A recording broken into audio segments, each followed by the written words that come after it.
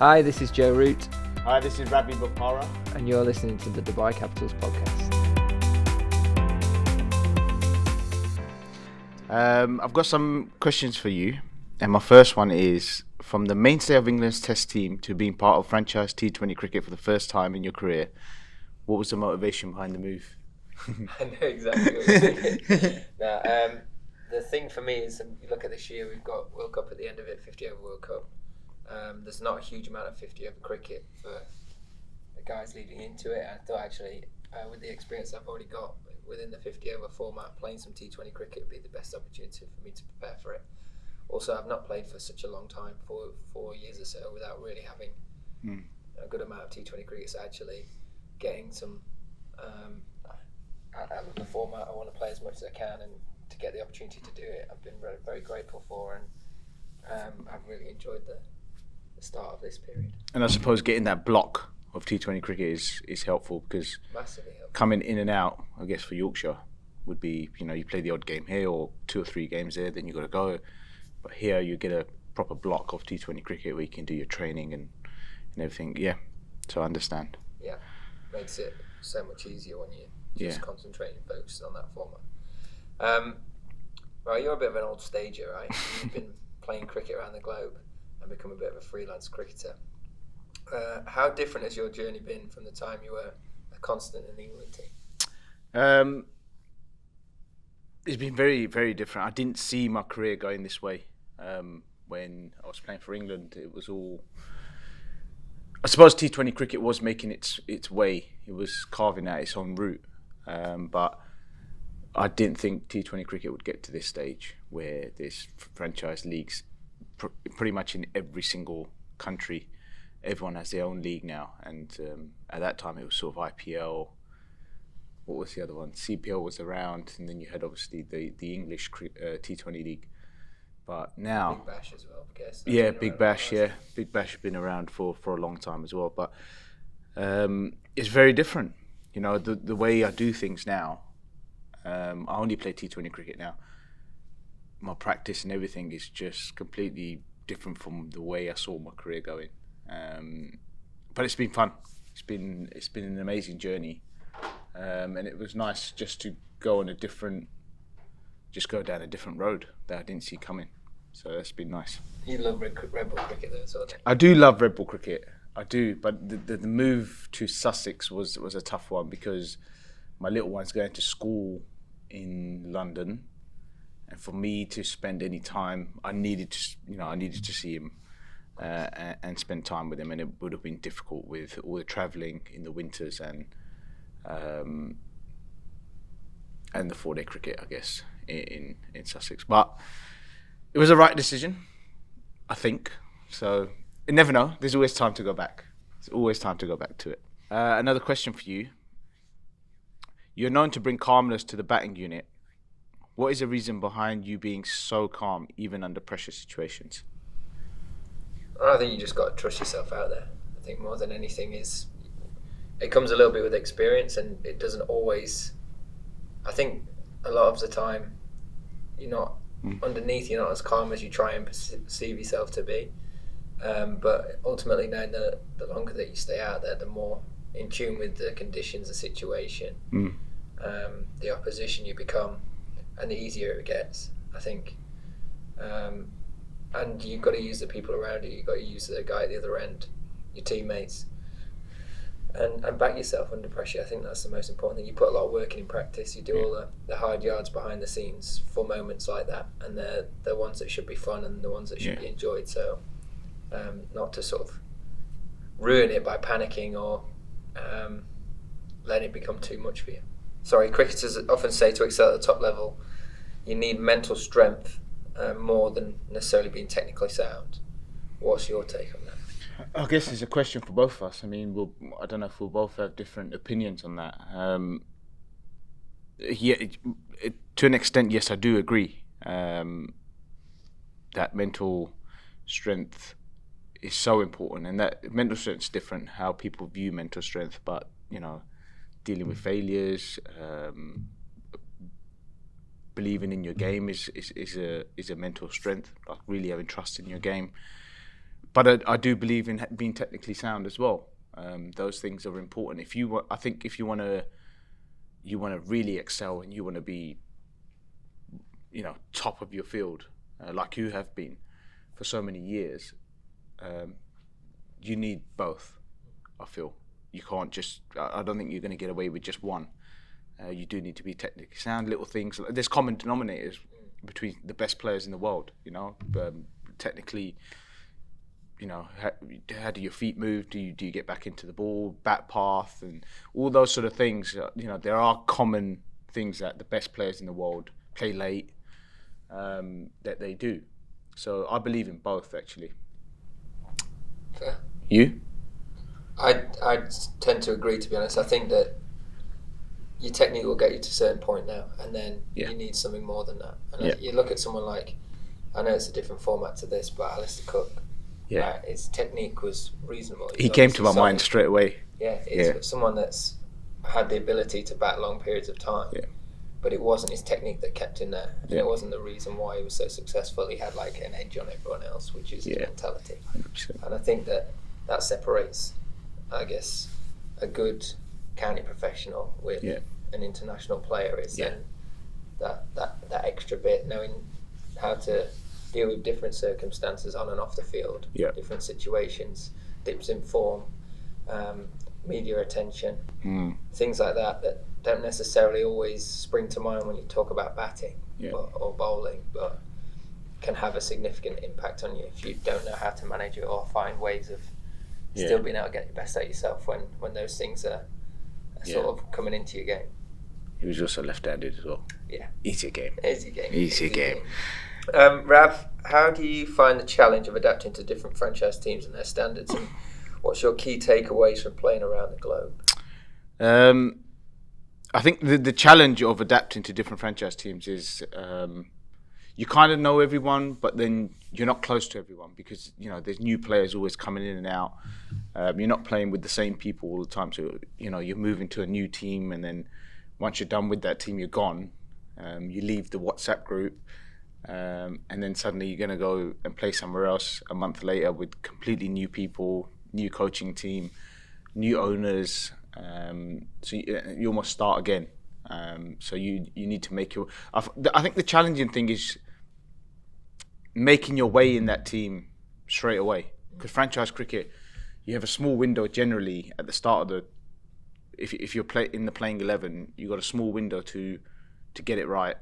Because there are such good players waiting on the bench to take your place in the overseas bracket, you generally got a couple of games to get it right. Sometimes you'll have more. There'll be leagues where you'll have a longer run, but I think that's probably the challenging bit. Not so much getting on with everyone, because I think cricketers have a mutual respect for each other. And I guess you make some great friendships as well. Great friendships along the way. Spending 3 weeks with someone, then next time you see them, you can just... Dick Weller's a great example. He's playing with us now in this franchise league. I mean, I spent a bit of time with him in Colombo playing last month, and actually became really good mates with him. He's a lovely fella. Found out a lot about him. I didn't know him before that. He's your Machan, right? He's a Machan. He's a mate. But I think that's probably the challenging bit. And my takeaways have been just take everything with a pinch of salt, Go and enjoy it. Go and enjoy the league. Do what you can to help the local boys. Because I think a lot of them look at you, how you see yourself is different to the way they see yourself. And if you can help them and improve their cricket in your little month or 3 weeks that you have, then the league's winning, generally.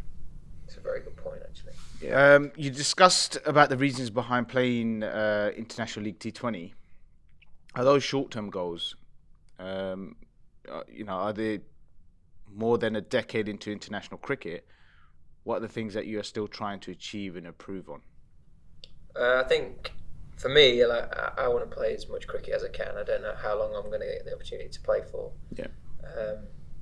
Not that I think I'm close to retiring or anything like that, but I want to play as much and as many formats as possible. I've still got ambitions of obviously winning Ashes and competing in the World Test Championship. I want to win World Cups as well and be a part of that. And I want to see how far I can go in T20 cricket. And I've been, for a number of different reasons, not had the opportunities that I would have liked in T20 cricket, and that's down to scheduling and other things. But I just feel like I've got an opportunity now where there is more time available and more opportunities available for me to explore the format, and just want to see how far I can go in it, and just get some experience in it, and really enjoy playing the shortest format of the game. So yeah, that's it. And in terms of improving, I think as a player you can never stand still. You've got to always look to evolve. You've got to always 100%. Look to adapt. And the amount of information people have on you, you can't afford to, because if you've only got a certain range of shots, or you only score in certain areas, before you know it, in a couple of games time, people start plugging those gaps, and then 100%, it becomes so hard. So you've constantly got to look to find ways to improve. And I think one of the beauties of playing in this team and in franchise cricket is you get the opportunity to talk and watch and learn from a number of fantastic players from all different cultures, all different backgrounds, and different philosophies of how to play the game, different skill sets, which you can then hopefully add to your own game. Yeah, no, I totally agree with you there. That's a challenge as well. That's a real challenge. I think not many people see from the outside is the knowledge that people have in you, other teams. So much data now. So much video. Plug in your strengths. Yeah. Not going to bowl there to him, not going to do that, that sort of stuff. It does become a challenge, and you do, like you said, you can't stand still. You've got to keep going. Well, and if you're not switched on, I reckon there are opposition sides that know more about your game than yourself. Than you will. You might think that you're really strong in a certain area or against a certain bowler, but statistically they could get you out more frequently than you might think. So it's interesting if you actually want to take a close look at it. Right, so I think this is an interesting question. Now you're pretty much full-time T20 player. Do you have a specific training regime for each league? Do you prepare for games differently to how you would when you used to play international cricket? Yeah, I do train a lot differently now. I guess you play a slightly different role as well in this to what you would have done when you played. Yeah, slightly. I still got that. Still got to bowl my overs and bat that sort of middle order. There has been times when I've had the opportunity to bat up the order, number 3 maybe for a franchise, but very rarely. But my training regime, if I start with the gym, it has changed in the gym now, especially over the last couple of years, because I've changed something in my bowling. I can afford to now just bulk up and get as strong and as heavy as I can. There seems to be a correlation with some of the heaviest cricketers, although they're still strong, but the heavy ones hit the ball further for some reason, and I think that's just more going into the ball. I don't know, but they seem to hit the biggest sixes. So and we know in T20 cricket, the more boundaries you can hit, the better chance you give your team of winning, and that's become a focus point for me. Let me just try getting as big and as strong as possible over the next couple of years. My on-field training has changed as well. Completely changed my bowling style. Well, actually, not my style, but I used to depend on a back of the hand slow ball. You've got a lot of tricks now, haven't you? So now that was your big go-to. That was my big go-to. But like we spoke about, when people do homework on you and you play for that long, you can't get away with it forever. You got to come up with something new, which took a while. It took 2 years for me to be confident enough to go, I can use these skills now. But when you're known for having a number of different tricks, obviously, don't you think some of the best bowlers in the world, they almost use it less? You don't need to use them. You almost use it once a spell rather than you only need to show it. Overs. You only need to show it, and if it's good, then it makes life really difficult for batters because they think, he's got that trick. It's so important to create doubt, isn't it? Doubt. That's what it is. Create that doubt, and generally in a fast-paced game, if you can create doubt, you can get through your 2-3 overs pretty quickly, and you can do damage to the opposition if you're bowling well. So that's changed as well. So the whole bowling action changed, and kind of the style and now we just hit the ball as well. That technique's kind of gone out the window. It's a different type of technique now. It's still technical, but it's different. It's slightly different, yeah. But having said that, I can go to a league having not practiced proper batting. So when I say proper batting, playing the ball late, playing it under your eyes, running the ball down third man. If you don't do those things, when you go into those situations where you got a good bowler bowling good length on a tricky wicket, you make life so difficult for yourself because you haven't trained the basics of batting, which are, the stuff you'd practice in 4-day cricket or 50-over cricket. That skill is still important in T20 cricket. You still need it, especially if you're going to bat top of the order, you're going to get in early, you've lost a couple of early wickets. Those skills are so important for you to capitalise in those moments as well. So it is important still to bat properly. We're in an ever-evolving cricket landscape. What, according to you, is the biggest challenges being faced by a cricketer in this era? I think we've already touched on it, to be honest. I think like having to constantly adapt and to be able to evolve and not stand still as a player and not rely.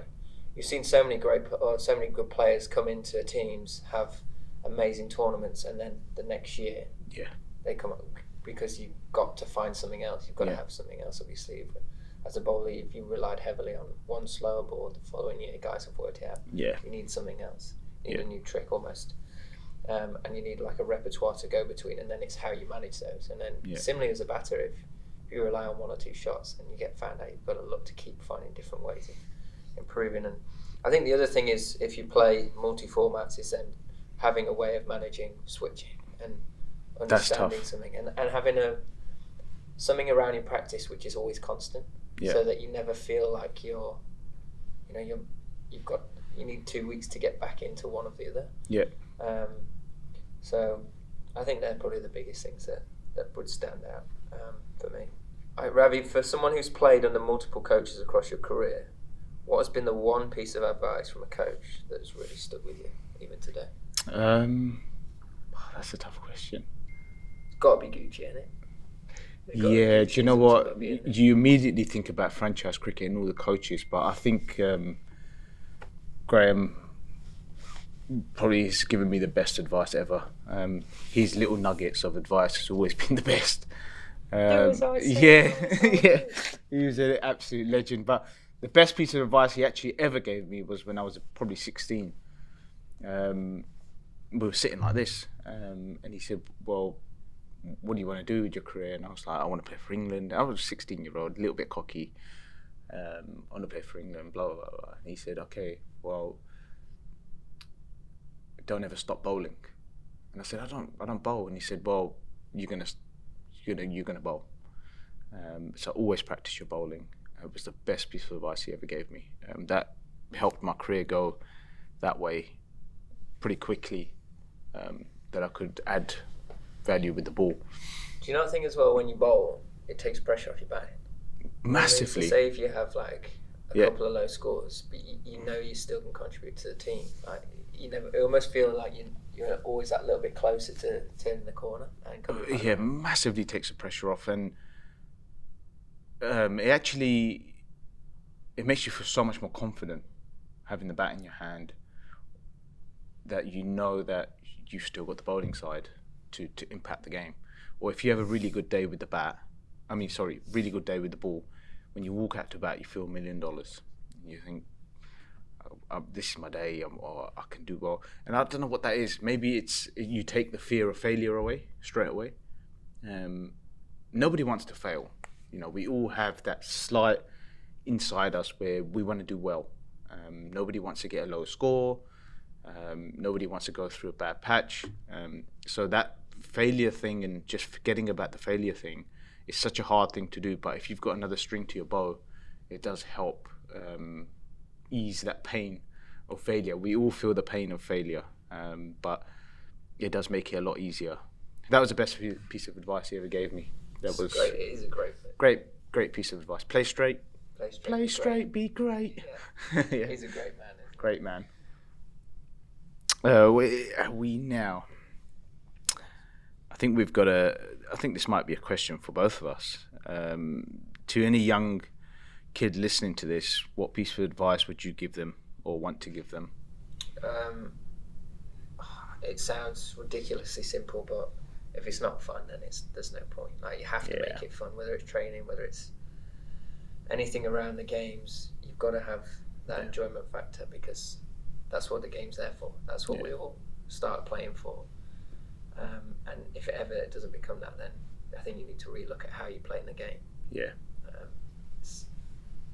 100%. Whether it's on the field, off it, like the opportunities that you have, the friends that you make, the experiences you get to live. I think embracing it all, and then just it doesn't matter what team you're playing for. If you're playing the third team on a Sunday or playing in this, it's still the same game. Yeah, it's enjoying it, isn't it? Enjoying the game, and you usually improve if you're enjoying the game, because you want to improve and keep coming back and keep doing it. And same for anyone coaching out there for young kids, is got to make it fun. Make it fun.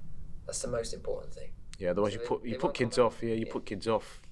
I mean, the other piece of advice I'd give kids, anyone who's, it's hard to take the game seriously when you're a kid, because no kid, at 10 or 11 or 12 is saying, yeah, I'm going to be a professional cricketer. Yeah, you might have heard people say it before, but having to really actually believe it is different. But when you do get to that stage where you're now 16, 17, you've just come on as a professional cricketer, maybe it's just watch your heroes, watch the best players in the world, watch what they do, some of the skills that they have, watch it, copy them in a way, but add your style. You will eventually add your own style, but generally if you're watching the best players, you're already on the right track, because they're always doing the right things anyway. Ravi, who were your role models while you were growing up, and what were the reasons for it? My role model was a cricketing role model. It was actually Sachin Tendulkar. Not a bad one. Yeah, not a bad one. He's. I just remember. I think people listening here won't even know what this is, but teletext. Yeah. Teletext was, this digital screen. It's like a scorecard, wasn't it? Yeah, scorecard. And I used to always go on the cricket channel and look at the ICC rankings. He was always at the top. Always there, Tendulkar, ICC rankings, one-day player, test player, one-day player, test player, always at the top. So I was like, this guy's just amazing. So my dad loved him as well. And then eventually I ended up having a massive stack of VHS videos of Sachin Tendulkar, of all his innings, his failures, his hundreds and stuff. And I used to copy him, do everything. You should look at him, where is he playing? He's playing in South Africa. Oh, he's moving back and across. He wasn't doing that at Sharjah. A couple of weeks ago, he was just standing dead still. And then I got to meet him when I was quite young, and I started telling him, hey, when you was in South Africa, you scored 150. You was moving back and across, but you didn't move back and across when you was in India. You were just standing still. And he was like, okay. And then I said, yeah. And off the back foot, sometimes someone bowls off stump, back of length, just over the top of off stump, but you off the back foot hit it through square leg for 4. How did you play that shot? He was like, most of it, what he said, which was brilliant, because it helped me a lot. He said to me, most of this is natural. I don't think about it. Whatever comes to me naturally on that day, I will go with it. So if it means standing still, I'll just go with it. If it means I'm moving across, I'll just go with it on the day. And I remember at the time I was sort of battling. I was young, but I was trying to find some secret recipe for batting. As you do when you're young, you think there must be a secret. What do you mean when you're young? I think everyone tries to do that all the time, don't they? Yeah, I know, but I think as you get older, you realise there's no secrets. Yeah. It's just hitting loads of balls, doing the right stuff, technically doing the right stuff. But I think I was looking for some secret when I was young, but there is no secret. And he showed me that there was no secret. For someone like him, it's just... The secret's hard work, right? The secret's hard work. Consistent, hitting loads of balls. I mean, hitting loads of balls does help. It can only... Being smart about how you go about it. And stuff like that. It made me realise that, anybody can do it. It's just how much you want it. So that was a big one. Yours, role models?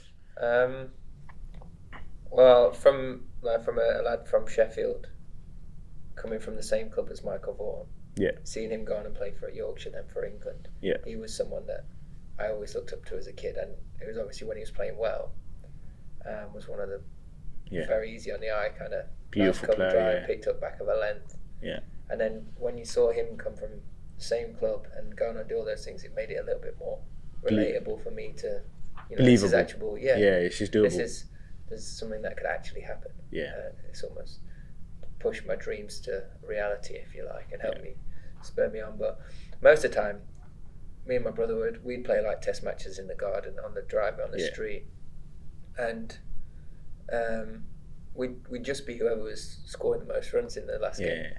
Whether it be Nasser Hussain or Mark Butcher or Ricky Ponting or Jack Callis. Couldn't have been Nasser. Not many times. He was never top scorer. But we'd try and copy their techniques, and it was great fun. At the same time, by doing all that, I think you pick things up at a young age. At a young age. Yeah.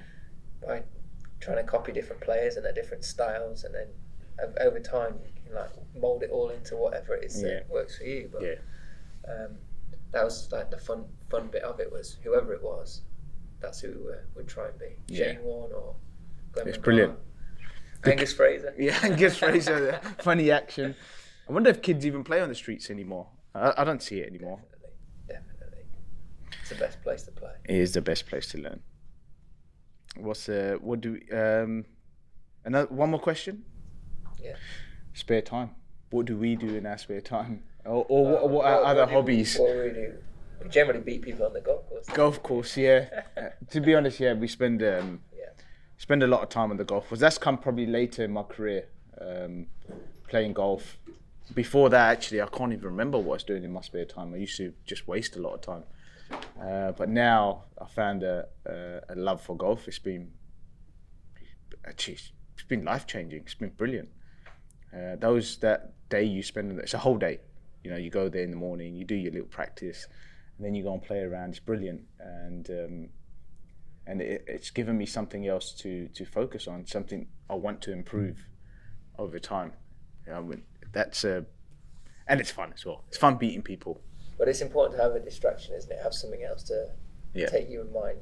Away from cricket. cricket. Thinking about cricket, especially when you play so frequently, you need something else, don't you? You need to have something, and I think we both found that within that sport. Guys, thanks ever so much for listening to us. We thoroughly enjoyed chatting things cricket with you, and we hope you've enjoyed it, and look forward for you tuning in for the next one. Guys, thanks for listening. I hope you've enjoyed it. I hope there's a lot of information there for your listeners, something to take away. It's been great chatting to Joe, and finally having him here. Thanks for listening.